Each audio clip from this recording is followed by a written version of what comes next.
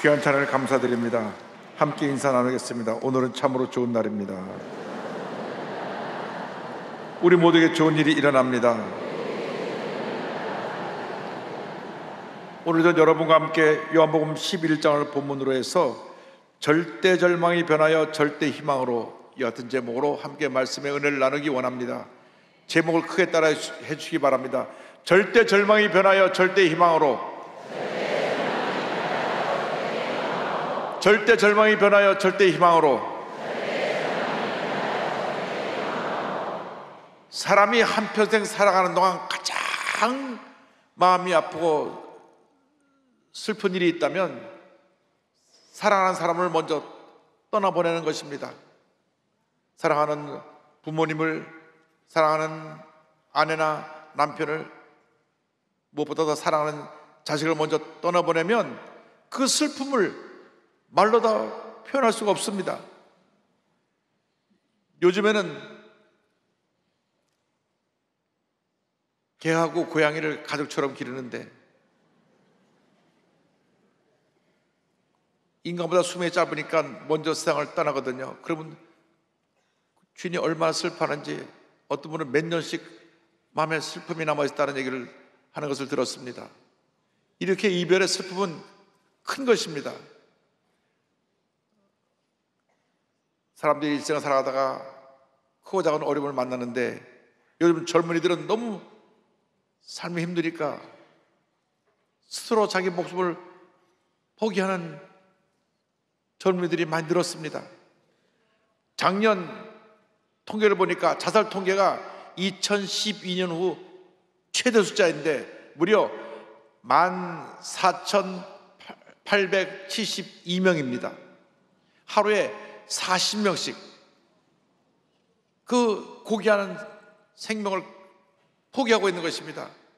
35분마다 한 사람씩 자기 목숨을 끊고 있습니다.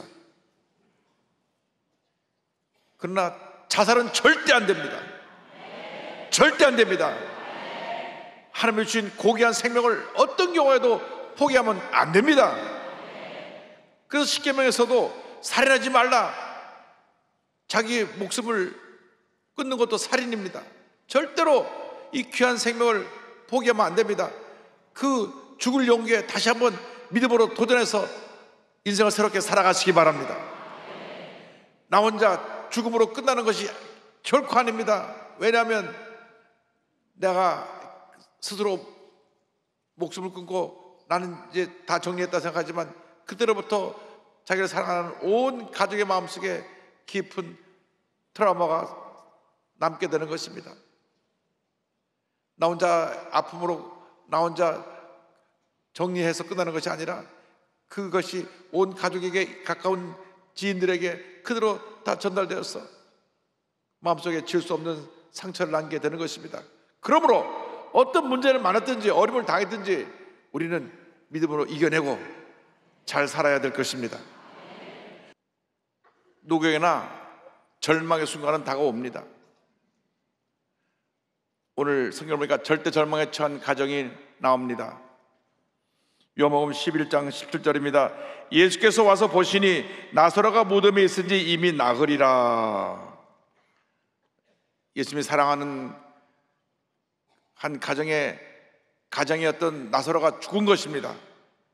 예루살렘 동쪽으로 약 3.2km 떨어진 곳에 베단이라고 하는 동네가 있습니다. 지형상으로 동쪽에서 예루살렘으로 올라오는 사람은 베단을 거쳐 감람산 마루를 넘어야 했습니다. 이 예루살렘 입구에 있는 베다니에 예수님을 극진히 사랑하는 가족 나사로, 마르다, 마리아 3남매가 살고 있었습니다. 예수님이 가정을 매우 사랑하셨습니다. 예수님께서 예루살렘에 가실 때면 이 베다니 나사로의 집에 머물면서 온 자들과 함께 쉬었다 하셨습니다. 마르다, 마리아 자매는 열심히 예수님을 섬겼습니다.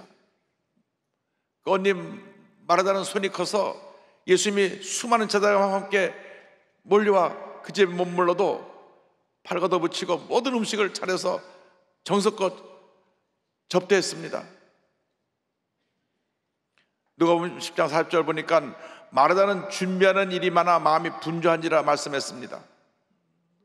일단 예수님이 오시면 제자들뿐 아니라 수많은 사람이 같이 오기 때문에 그 음식 준비하느라 너무 마음이 분주하고 바빴던 것입니다. 반면에 동생 마리아는 매우 영적인 여인이었습니다. 예수님 오시면 언제나 예수님 앞에 무릎 꿇고 앉아서 주의 말씀을 듣기를 사모했습니다.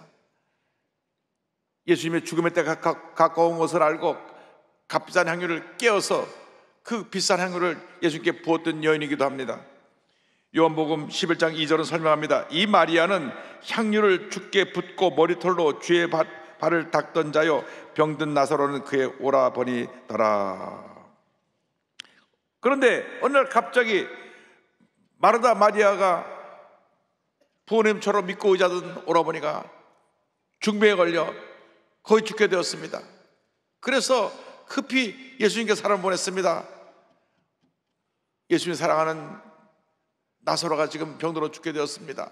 빨리 와서 우리 오라버니 고쳐주세요. 요한복음 11장 3절입니다. 이에 그 누이들이 예수께 사람을 보내어 이르되 주여 보시옵소서 사랑하시는 자가 병들었나이다 하니, 그런데 예수님께서 그 소식을 듣고 바로 베드로를 오신 것이 아니라 그곳에 며칠 더 머물러 계시다가 베드로를 오셨는데 이미 와보니 죽은 지 나흘이 됐습니다. 17절입니다. 예수께서 와서 보시니 나사로가 무덤에 있은지 이미 나흘이라. 오라버니의 죽음 앞에 마르다 마리아는 큰 절망에 빠졌습니다. 인생을 살다 보면 누구나 이 같은 절망의 순간이 예고 없이 다가오는 것입니다. 제가 동경에서 교회 섬길 때 7달 만에 아이를 사산해서 그 아버지가 일본 분인데 충격 속에서 우리 이 아이는 어떻게 합니까? 어디로 갑니까? 울부짖던 모습이 기억이 납니다. 그래서 병원에 가서 보니까 주먹만한 핏덩어리인데 그것을 함에 넣어서 예배를 드려주고 화장해서 기도원에 두었다가 그로 인해서 순복음 동교교회 낙골당이 생기게 되었습니다. 또 어떤 분은 쌍둥이를 임신해서 아이를 낳는데 7달 만에 조산을 해서 750g으로 태어났는데 아이가 살아남지 못하고 결국은 둘 다 죽었습니다. 부모님의 충격과 슬픔은 말로 다 할 수 없었던 것입니다. 우리 모두에게 같은 절망의 순간이 마음의 고통과 괴로움의 순간이 다가오는 것입니다. 그러나 이 같은 절망이 우리에게 주는 교훈이 있습니다. 절망은 절망으로 끝나는 것이 아니라 우리에게 예비되어 있는 희망을 향해 나가는 과정이라는 것을 잊지 말아야 할 것입니다. 오라버니가 병으로 죽어가게 될 때 예수님께 사람을 보내 오라버니가 위독하다고 하자 예수님이 하신 말씀이 있습니다. 요한복음 11장 4절입니다. 예수께서 들으시고 이르시되 이 병은 죽을 병이 아니라 하나님의 영광을 위하며 하나님의 아들이 이로 말미암아 영광을 받게 하려 함이라 하시더라. 예수님께서 나사렛의 죽음을 통해서 하나님의 영광을 받게 되신다고 말씀했습니다. 고난이 다가오고 문제가 있다고 할지라도 고난 뒤에 하나님의 은혜가, 하나님의 축복이 우리를 기다리고 있는 것입니다. 고난은 축복의 전주곡이요 축복의 통로인 것입니다. 로마서 5장 3절 4절은 이와 같이 담대히 선언합니다. 다만 이뿐 아니라 우리가 환난 중에도 즐거워하나니 이는 환난은 인내를, 인내는 연단을, 연단은 소망을 이루는 줄 알미로다. 할렐루야. 구약 창세기를 보면 꿈꾸는 소년 요셉의 이야기가 나옵니다. 그는 장차 큰 인물이 될 꿈을 꾸었습니다. 그런데 그 꿈을 꾸고 다가온 것은 꿈의 성취가 아니라 끝이 보이지 않은 고난이었습니다. 그의 꿈을 듣고 형들이 미워해서 그를 노예로 팔아버렸습니다. 노예로 팔렸는데 그곳에서 열심히 일을 해서 주인의 눈에 들고 가정 총무로 또 인정받고 가정의 모든 일을 총괄하는 위치에 있게 되었는데, 또 하나님이 모함을 해가지고 누명을 쓰고 감옥에 갑니다. 뭔가 조금 안정되려고 하면 더 큰 어려움이 오고 더 큰 어려움이 왔습니다. 그러나 요셉은 꿈을 붙잡고 주님만 바라보고 나갔습니다. 그래서 성경을 보면 하나님께서 형통케 하셨다고 말씀합니다. 노예로 팔려갔어도, 감옥에 가서 죄수로 있어도 형통케 하셨습니다. 이 모든 고난은 그의 꿈을 이뤄가기 위한 축복의 과정이었던 것입니다. 13년의 긴 고난의 과정이 끝나고 나서 하루아침에 그는 애굽왕 바로의 꿈을 해몽해 주어서 애굽의 총리 대신으로 승격했습니다. 당시 최대 강대국인 애굽의 총리 대신이 된 것입니다. 그러고 나서 그가 꿈을 해몽한 대로 7년 풍년이 다가오고 이어서 7년 흉년이 다가왔습니다. 7년 풍년이 다가올 때 곡식을 충분히 저장했던 애굽은 7년 극한 흉년이 다가왔을 때 흉년을 잘 견뎌낼 수 있었습니다. 그러나 임금각체 식량이 없는 나라에서 사람들이 식량을 사러 왔습니다. 흉년이 든 두 번째 해에 요셉의 형들이 곡식을 사러 옵니다. 그 형들이 자기를 노예로 판 지 22년 만에 본인은 꿈이 이루어져서 애굽의 총리가 되었고, 형들은 그 앞에서 곡식을 얻으러 와서 절하는 그 같은 도움을 요청하러 온 사람들이 된 것입니다. 22년 전 꿨던 꿈이 바로 그대로 이루어진 것입니다. 고난은 축복의 도구일 뿐입니다.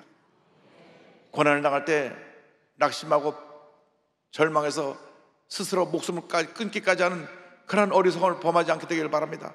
참고 견디고 이겨내시기 바랍니다.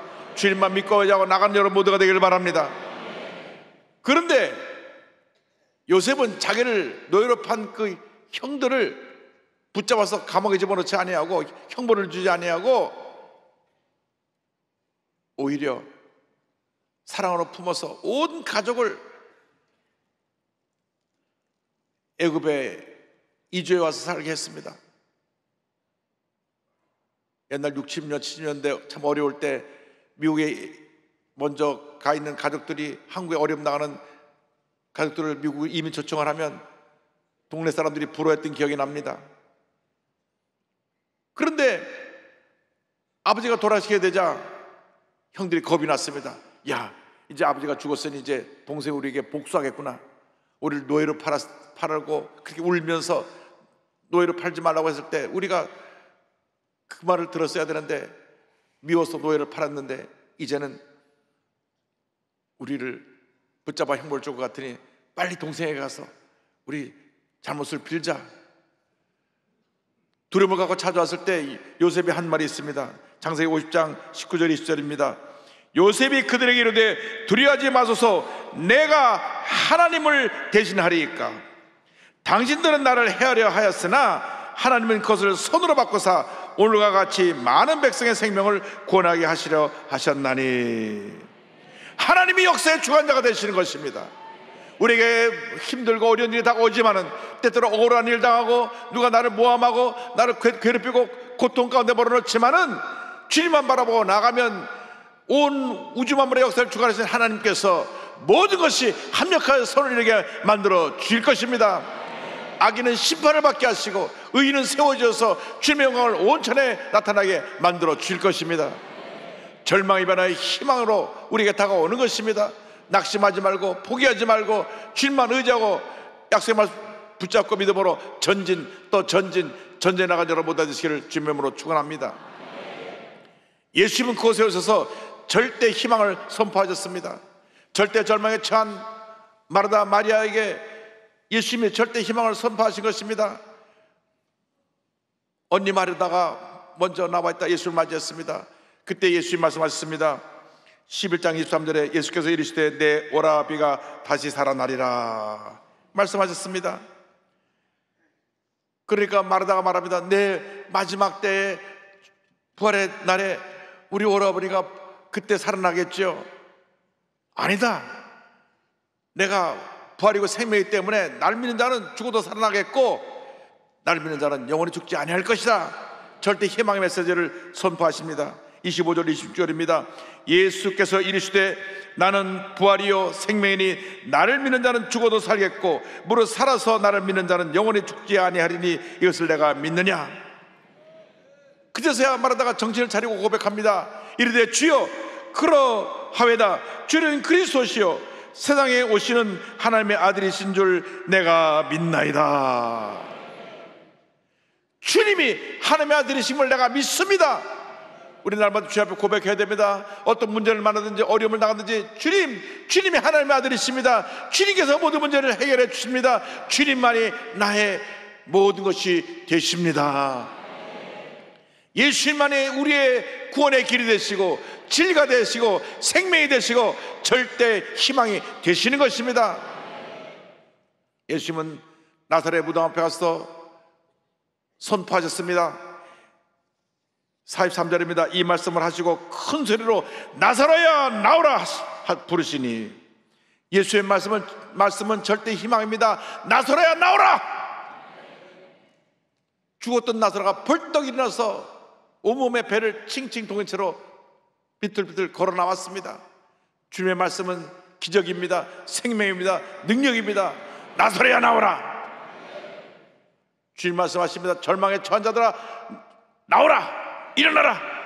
내가 너의 모든 문제를 해결해 줄 것이다. 사람을 바라보지 말고 환경을 바라보지 말고 문제를 바라보지 말고 부활의 주 예수를 바라보고 믿음으로 전쟁에 나간 여러분 모두가 되기를 바랍니다.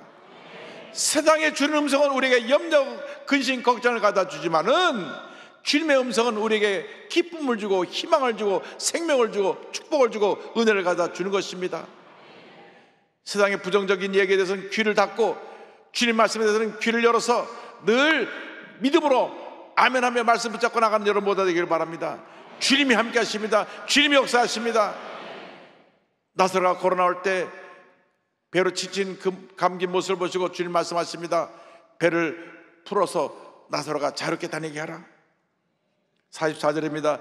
죽은 자가 수족을 배로 동인 채로 나오는데 그 얼굴은 수건에 쌓였더라. 예수께서 이르시되 풀어놓아 다니게 하라 하시니라. 죽었던 나사로가 살아나는 것입니다. 마찬가지로 우리가 예수를 믿을 때 영적으로 죽었던 우리가 살아나 새 생명을 얻게 되고 하나님의 귀한 자녀로 변화되어서 오늘 여기까지 있게 된 것입니다. 이 같은 놀라운 구원의 은혜를 체험한 우리는 첫 때도 감사요, 둘 때도 감사요, 마지막도 감사입니다. 그런데 무엇이 문제입니까? 나사로가 살아났는데 배를 칭칭 감고 있으니까 제대로 움직이지 못하고 뒤뚱뒤뚱하고 자유롭게 활동할 수가 없습니다. 주님 말씀하십니다. 풀어놔 자유롭게 하라. 여러분을 감고 있는 것이 무엇입니까? 부정적인 생각이 예수 믿는데도 우리를 감아서 우리를 자꾸 절망하게 합니다. 낙심하게 합니다. 소심한 사람은 자꾸 소심한 생각에 과거의 상처에 매어서 또 돌아보고 또 돌아보고 또 돌아봐서 그 칭칭 자신은 이 배를 감고 있습니다. 우울증에 빠진 사람은 우울증에 자신을 칭칭 감아갖고 더 깊은 우울증에 빠지고 약을 먹어도 더 깊은 우울증에 빠져서 죽기만을 원합니다. 이제 주님 말씀하십니다. 풀어놔 자유롭게 하라.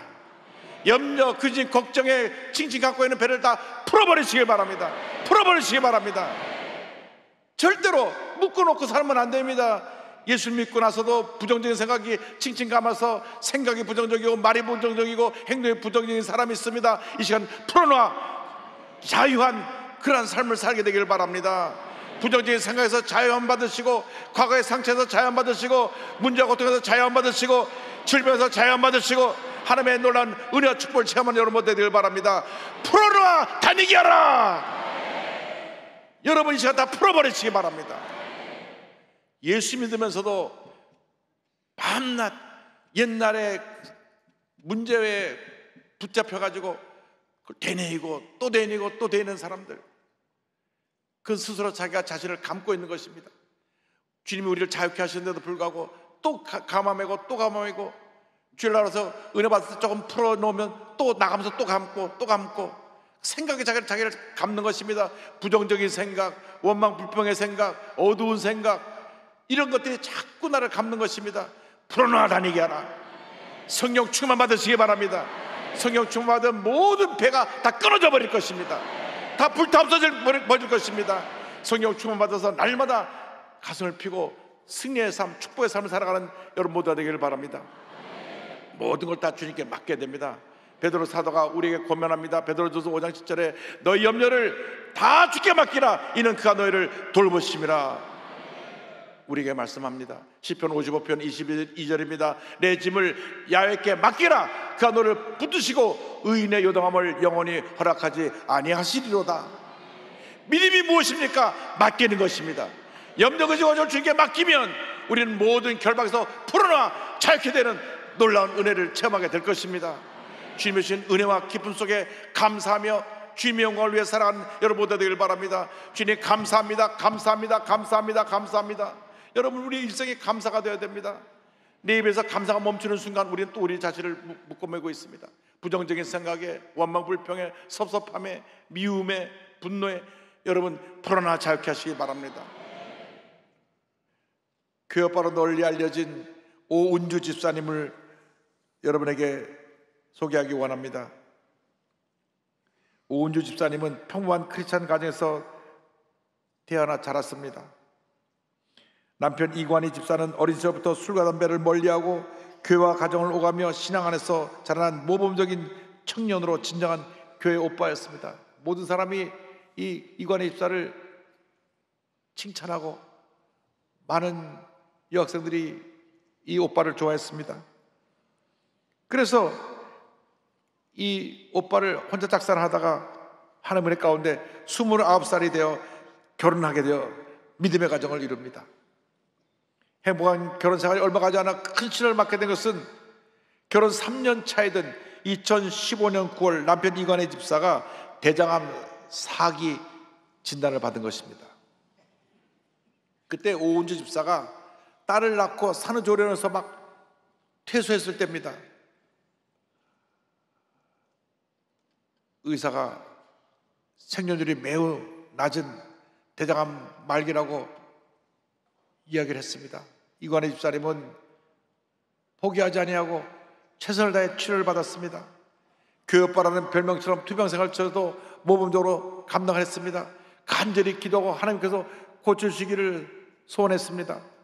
사기암 환자답지 않게 밝고 긍정적이었으며 죽음을 직면해야 할 때도 흔들림 없이 믿음을 지켜냈습니다. 투병 생활에 조금씩 적응해 가던 어느 날 또 하나의 큰 시련이 다가왔는데 아들을 너무나 사랑하는 어머니가 아들이 이를 죽을 병에 걸려 고통당하는 것에 너무 상심해서 괴로워가지고 스스로 생을 마감한 것입니다. 이 충격적인 현실 앞에 오은주 집사는 하나님 앞에 원망을 쏟아놓았습니다. 하나님 어떻게 이럴 수가 있습니까? 그런데 남편 이관에서는 오히려 무너지는 마음을 하나님께 온전히 맡기며 끝까지 감사와 찬양의 기도로 나아갔습니다. 이렇게 고백합니다. 어떤 환난이 닥쳐와도 제가 주님을 변함없이 사랑하겠습니다. 절대 주님을 배신하지 않겠습니다. 주님 사랑합니다. 감사합니다. 그런데 이것이 끝이 아니었습니다. 마음이 안정되어 갈 즈음 오은주 집사님 몸에 이상한 변화가 왔습니다. 산후통이 심해서 진통제를 11시에 먹었는데도 진통이 그치지 않았습니다. 남편이 12번째 항암 치료를 받으며 입원했을 그때 의사가 정밀 검사를 받을 것을 권했습니다. 그래서 정밀 검사를 받았는데 결과는 충격적이었습니다. 온몸에 암이 퍼져 있는 것입니다. 골수까지 암이 전이된 혈기암 말기 4기 진단을 받게 된 것입니다. 부부가 동시에 암 환자가 됐습니다. 둘이 서로 부둥켜 안고 울고 울면서 기도하고 또 기도했습니다. 때로는 서로가 나 때문에 내 남편이, 나 때문에 내 아내가 암이 걸리지 않나 자책감이 들기도 했습니다. 그러나 그런 가운데 말씀을 함께 나누고 큐티하면서 서로가 얼마나 하나님이 소중하게 여기는 존재라는 것을 늘 말씀하셔서 새롭게 깨닫게 되었습니다.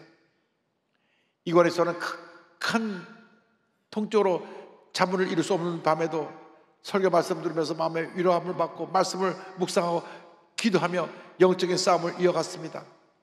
3년 동안 정말 하루하루 말기암과 싸우면서 여러 차례 대수술과 수십 차례 항암 치료를 받았는데 단 한 번도 믿음이 약해지거나 흔들리지 않고 더욱더 주님만 믿고 자고 나갔습니다. 오히려 믿음이 연약한 부인 오은주 집사님을 위로하면서 성경을 가르쳐주고 늘 온화한 미소로서 부인에게 용기를, 희망을 불어넣어 주었습니다. 그런데 이분들에게 밖으로 알려져서 이우경 피대라는 분이 기독교인인데 그들의 삶을 다큐멘터리로 담게 되었습니다. KBS 스페셜 암 교회 아빠라는 그 스페셜 프로그램이 2017년 TV로 방송되었습니다. 그리고 나서 2019년 영화로도 만들어졌습니다. 교회 오빠라고 영화가 만들어져서 방영되었고, 그 다음 국민일보를 통해서 교회 오빠 이관대라는 책으로 출간하게 되어 베스트셀러가 되고 많은 사람들에게 이 부부의 이야기가 꿈과 희망을 주게 되었습니다.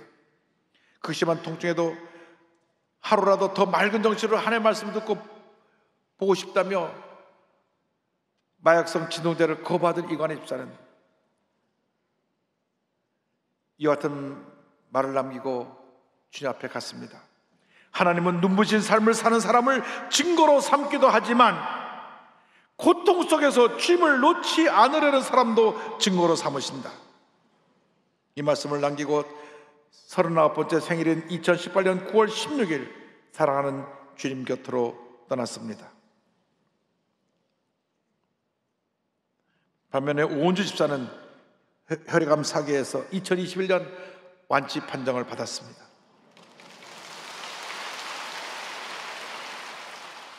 지금 남편이 그랬던 것처럼 많은 사람들에게 꿈과 희망을 예수의 사랑을 전하며 살고 있는데 현재 초등학교 4학년이 된 딸 소연이를 믿음 안에서 잘 양육하면서 언젠가 천국에서 남편과 함께 만날 그날을 바라보며 믿음의 전쟁을 해나가고 있습니다.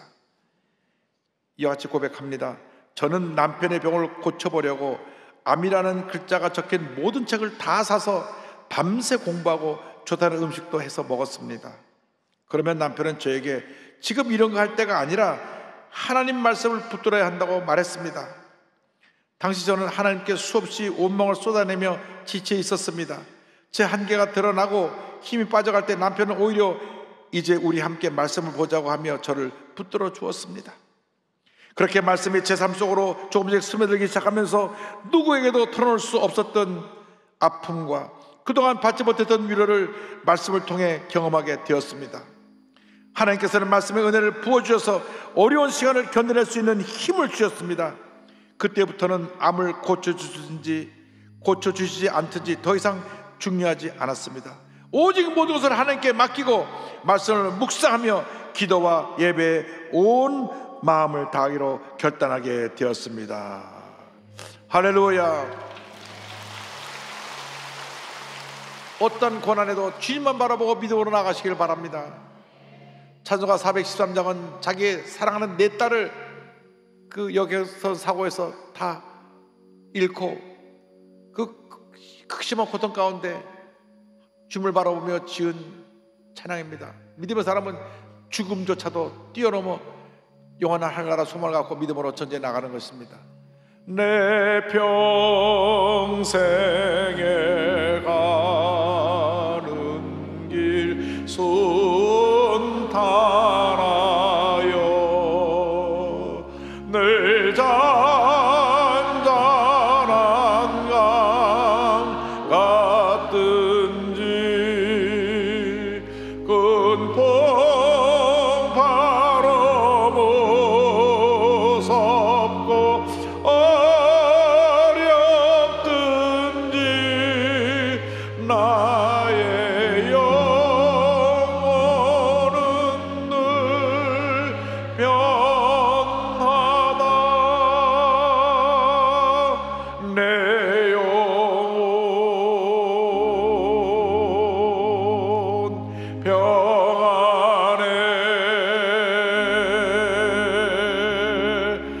내 영혼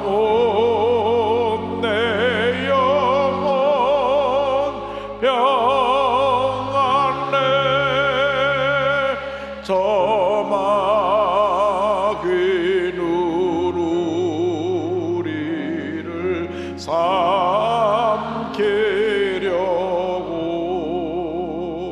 입 벌리고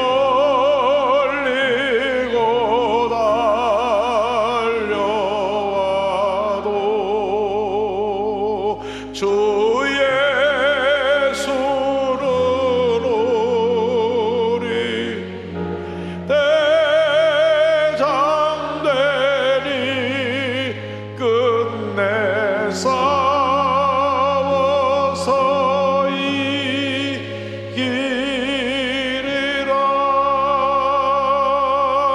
내 영혼 평안해 내 영혼 평안해 내 죄운 제주 홍빛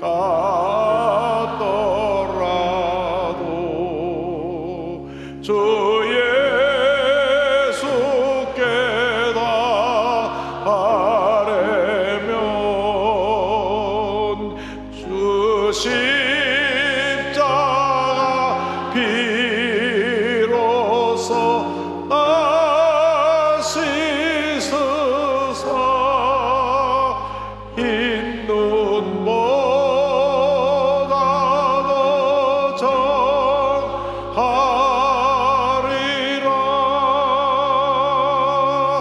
내 영혼 평안해 내 영혼